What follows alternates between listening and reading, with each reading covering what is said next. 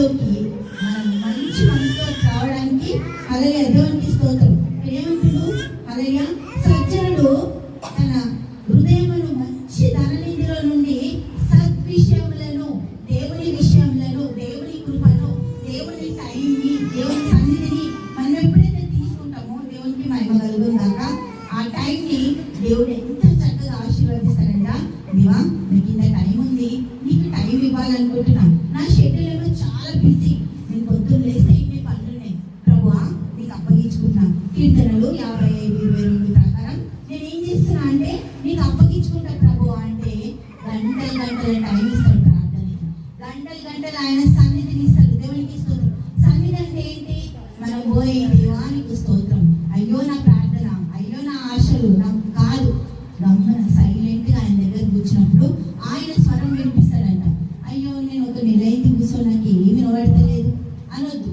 ఒక నెల కాదు, ఒక సంవత్సరం కాదు, 10 సంవత్సరాలు కాదు, 20 సంవత్సరాలు అయినా ఆయన కొరకు వేచి ఉండాలి. మనం దేవునికి మహిమ కలుగుతుందాక ఆయన ప్రజెన్స్ ని మనం పొందుకోవాలి. ఆయన సన్నిధి కాంతి మన మీద ప్రకాశింపజేసి మనతో మాట్లాడతాడంట. దేవుడికి మహిమ కలుగు.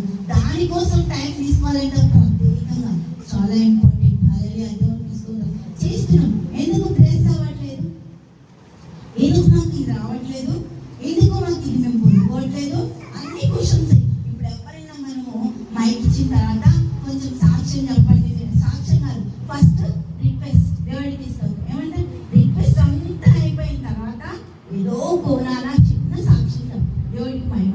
సాక్ష్యం అనేది క్రైస్తవ జీవితానికి ఒక మంచి పట్టు లాంటిది. దేవునికి మహిమ కలుగుతుందాక ఆ సాక్ష్యంతో మన జీవితాలు ఎంత చక్కగా ఆశీర్వదించుకోవడానికి ఇక్కడ మత్తయి కూడా చెప్తుంది. చూద్దాం మత్తయి సువార్త 12వ అధ్యాయము, మత్తయి సువార్త 12వ అధ్యాయము 34వ వచనం చూద్దాం. Same point. హల్లెలూయా దేవుడికి మహిమ.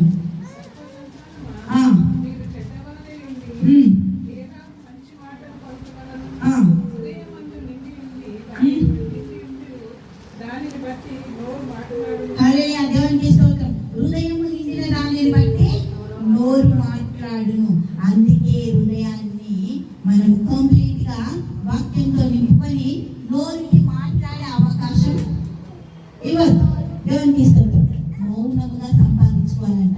ఆయన ఒక టైం, ఆయన ఒక సన్నిధి, ఆయన దగ్గర కూర్చుని స్థలాన్ని వెతుక్కోవాలంట. స్థలము సంపాదించుకోవాలి.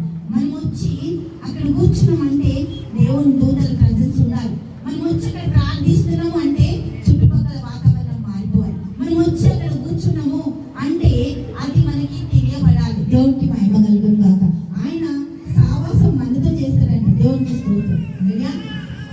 ఆయనతో ఎప్పుడైతే మనం సావాసం చేస్తామో మన యొక్క జీవితాలలోకి కావాల్సిన ప్రతిదాన్ని ఆయన సమకూరుస్తారంట. ఆయన సావాసంలో మనం పొందుకోవాల్సిన దేవుడికి మహిమ కలుగుందాక. సామెతలు 3వ అధ్యాయము 4వ వచనం. సామెతలు 3వ అధ్యాయము 4వ వచనం. అప్పుడు దేవుని దృష్టి యందును హల్లెలూయా మానవుల దృష్టి యందును నీవు దయ నుండి మంచివాడవని అనిపించుకోను. దేవునికి మహిమ కలుగుందాక. ఏం చేయాలంట? ఒకటి దేవునికి టైము, ప్రార్థన స్థలం టైం వెతుక్కోవాలి మనం. రెండోది దేవునికి మహిమ కలుగుందాక